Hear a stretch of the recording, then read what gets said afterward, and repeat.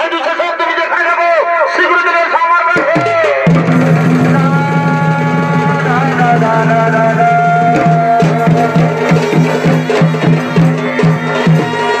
হয়তো তুমি যাও ওই দ্রৌপদীর বস্ত্র টেনে তাকে নির্বস্ত্র করে এই সভা মাঝে উলঙ্গ করে দাও। হে দাদা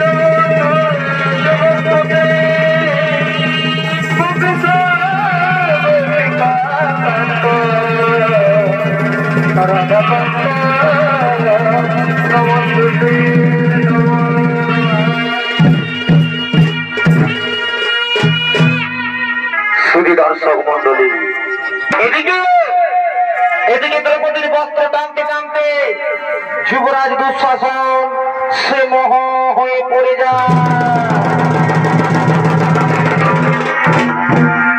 কারণ সত্যযুগে একদিন গর্গমুনি গঙ্গাজলে স্নান করেছিলেন। এমন সময় সে গর্গমুনি গঙ্গাজলে স্নান করতে করতে তার গায়ের বস্ত্র জলের মধ্যে ভেসে যায়। সেই সময় গর্গমুনি সেই জলের মধ্যে উলঙ্গ অবস্থায় দাঁড়িয়ে রয়েছিলেন। তার বাঁচার কোন উপায় ছিল না। সে লজ্জায় সে অপমানে কিছুতেই জলের থেকে উঠতে পারেনি। কিন্তু ভগবানের লীলা এমন সময় সেখানে দ্রৌপদী উপস্থিত হয়। সেখানে দ্রৌপদী পৌঁছে দেখতে পাই যে গর্গমুনি জলের মধ্যে উলঙ্গ অবস্থায় দাঁড়িয়ে রয়েছে। সেই সময় দ্রৌপদী নিজে তার একখানা বস্ত্র দিয়ে সেই গর্গমুনির লজ্জার নিবারণ করেছিলেন। সেই সময় গর্গমুনি এই দ্রৌপদীকে প্রাণ ভরে আশীর্বাদ দিয়েছিলেন। তাই শুধু দর্শক মন্ডলী, তাই সেই গর্গমুনির আশীর্বাদে আজ সেই নারায়ণ এসে আজ সেই কৃষ্ণ ভগবান এসে দ্রৌপদীকে বস্ত্র দিয়ে তার লজ্জা নিবারণ করেছে।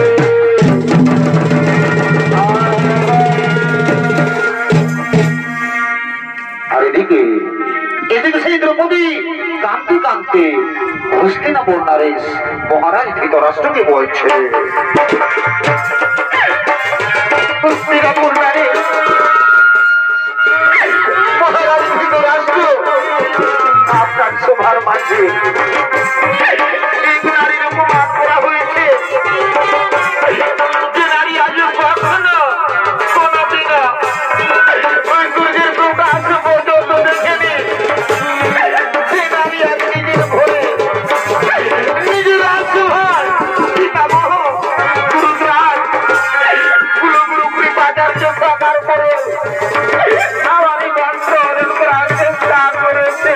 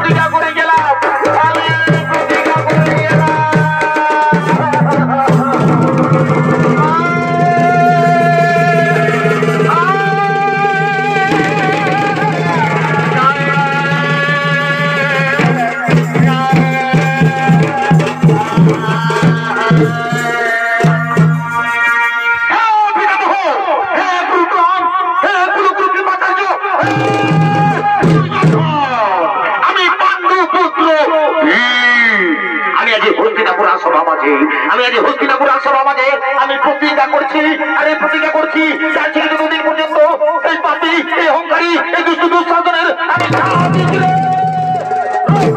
করতে পারি ততদিন পর্যন্ত আমি আমার পূর্বপুরুষের আমি কোনোদিন মুখ দেখাবো না আমার পূর্বপুরুষের আমি কোনোদিন মুখ দেখাবো না আমি আমি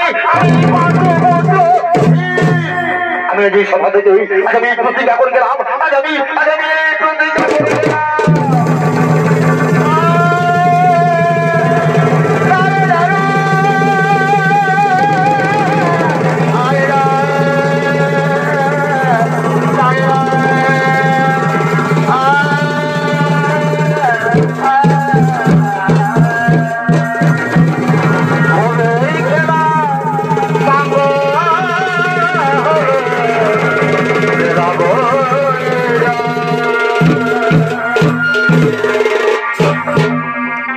দর্শক মন্ডলী এদিকে সেই বীর পঞ্চপাণ্ডব তারা দুজনে নির্দেশে 1 বছর জানবাস এবং 12 বছর বনবাসে চলে যায় এবং তাদের ওই জানবাস এবং বনবাস পূরণ হয়ে যায় আর এদিকে দুঃশাসন চলেছেন তার সমস্ত সেনা সৈনিক নিয়ে সেই রণভূমির দিকে আর ওদিকে পঞ্চপাণ্ডব চলেছেন যুদ্ধ করার জন্য সেই রণভূমির দিকে আপনাদের মহান রঙ্গমঞ্চে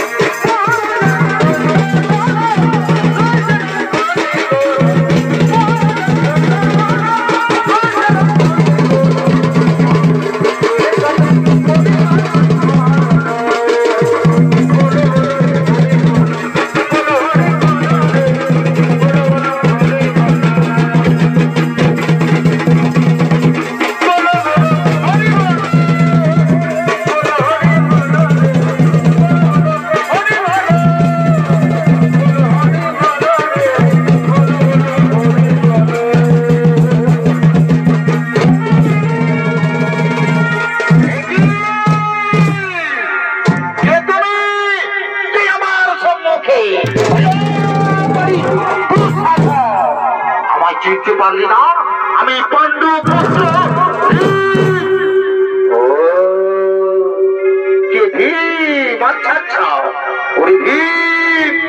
আমি রণভূমিতে না তোমাকে এদিকে ওদিকে খুঁজে বেড়াচ্ছিলাম আমি অন্য ভেবেছিলাম যে তুমি রণভূমি ছেড়ে তোমাদের দ্রৌপদীর চুলের মধ্যে তুমি লুকিয়ে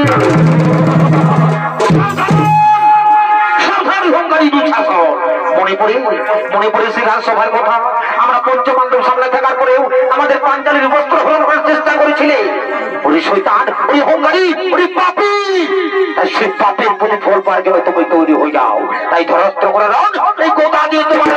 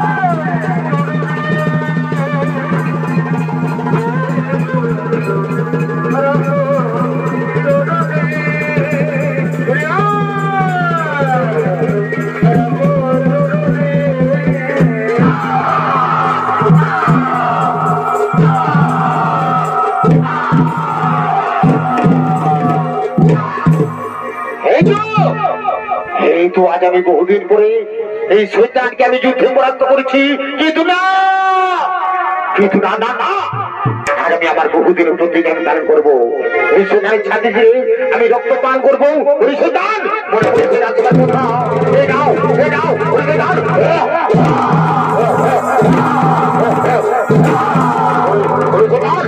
আজ আমি তোমার ছাতি দিয়ে রক্ত পান করবো। রক্ত রক্ত রক্ত রক্ত রক্ত রক্ত।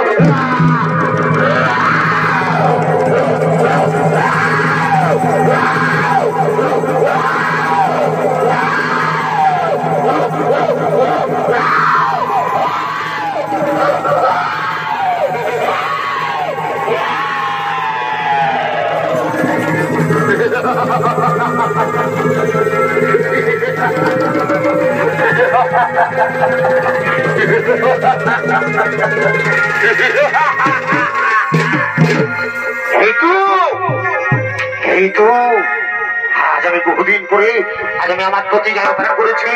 এই শয়তানের ছাতি দিয়ে আমি রক্ত পান করেছি, কিন্তু না না না, আমার আরেকটি প্রতিজ্ঞা রয়েছে। সেই প্রতিজ্ঞা হলো আমাদের পাঞ্চালী, আমাদের দ্রৌপদী রাজসভায় প্রতিজ্ঞা করেছিল যে দুষ্ট দুঃশাসনের রক্ত দিয়ে তার কেস ধৌত করবে, কিন্তু না আজ তোমার ছাতি দিয়ে আমি রক্ত নিয়ে যাবো, সেই দ্রৌপদীর কেস ধৌত করে দেবো। আজ তোমার ছাড়বো না।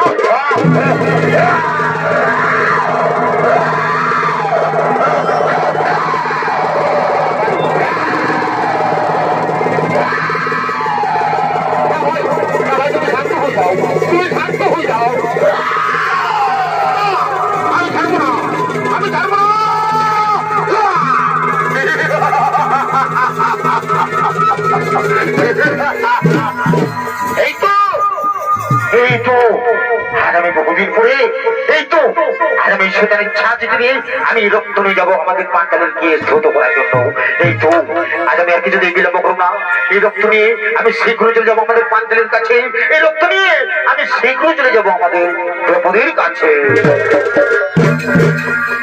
জয় রাধে রাধে, কৃষ্ণ কৃষ্ণ, গোবিন্দ গোবিন্দ মানবে। জয় রাধে গোবিন্দ, রাধে গোবিন্দের নামটি প্রেমানন্দে তাই গোর হরি হরি বল বদনে লইয়া। জয় রাধে গোবিন্দ, রাধে গোবিন্দের নামটি হরি বল বদনে লইয়া। নয়ন নিরিশনা বাসরে